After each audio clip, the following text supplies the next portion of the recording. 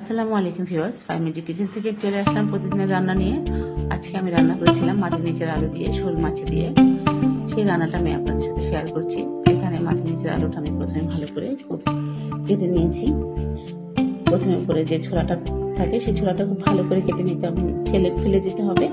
তারপরে এটা ধুয়ে গরম পানির মধ্যে ভাপ দিয়ে নিয়েছি আমি। গরম পানির মধ্যে ভাপ দিয়ে নিলে হয় কি, এটা যে একটা পিছলা পিছলা ভাব থাকে, সেই পিছলা ভাবটা চলে যায়। তারপরে আমি একটা শোল মাছ কেটে সেটা ভালো মতো পরিষ্কার করে ধুয়ে নিয়েছি। এই শোল মাছটা দিয়ে আমি মাটির নিচের আলুটা রান্না করব। এরপরে চুলায় একটা কড়াই বসিয়ে তাতে তেল দিয়ে দিয়েছি পরিমাণ মতো। তাতে দিয়ে দেবো কিছু পেঁয়াজ কুচি। পেঁয়াজটা একটু হালকা ভেজে নিয়ে তার মধ্যে দিয়ে দিব আদা রসুন বাটা, দিয়ে দিব একটু তেজপাতা দিয়ে একটু ভালো হয় রান্নাটার মধ্যে। এরপরে যেহেতু শুকনো মশলা ইউজ করবো তাই আগে পানিটা দিয়ে নেবো, একটু পানি দিব।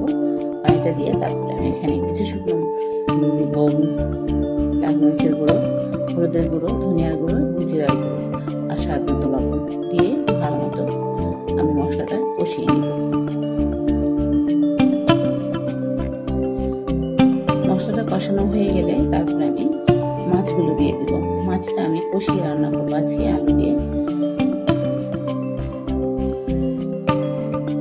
তো কে আপনারা মাটির নিচের আলু এভাবে রান্না করে খান?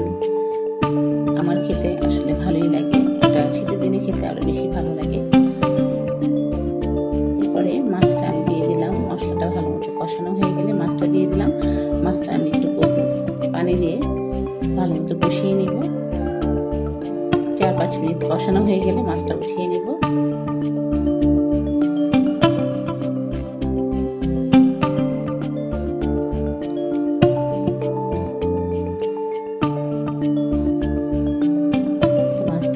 হয়ে গেছে, মাছটা আমি এখন উঠিয়ে রাখছি। উঠিয়ে নিয়ে তারপরে আমি এখানে যে আলুটা ভাপ দিয়ে রেখেছিলাম সেটা আমি দিয়ে দিলাম। দিয়ে এটা আমি কিছুক্ষণ কষিয়ে নেব। এটা এখন ঢেকে দিব আমি, একটু পানি দিয়ে তারপরে কষিয়ে নেব। পানিটাও শুকিয়ে গেছে, আলুটাও কষানো হয়ে গেছে। এখন ঝোলের জন্য আমি পানি দিয়ে দেবো। ঝোলের জন্য পানি দিয়ে মাছটাও আমি উপরে দিয়ে দেবো। ওটা ঢেকে দিয়ে আমি যতক্ষণ না আলুটা সিদ্ধ হয় এবং ঝোলটা কমে আসে ততক্ষণ রাখবো। তো হয়ে গেল, মাছটাও সিদ্ধ হয়ে এসেছে, আলুটাও প্রায় সিদ্ধ হয়ে গেছে। এই পর্যায়ে আমি কিছু কাঁচামরিচ দিয়ে দিলাম। তো আলুটাও সিদ্ধ হয়ে গেছে দেখুন। তারপরে সবশেষে আমি একটু ধনিয়া পাতা দিয়ে মাছটা নামিয়ে নিব।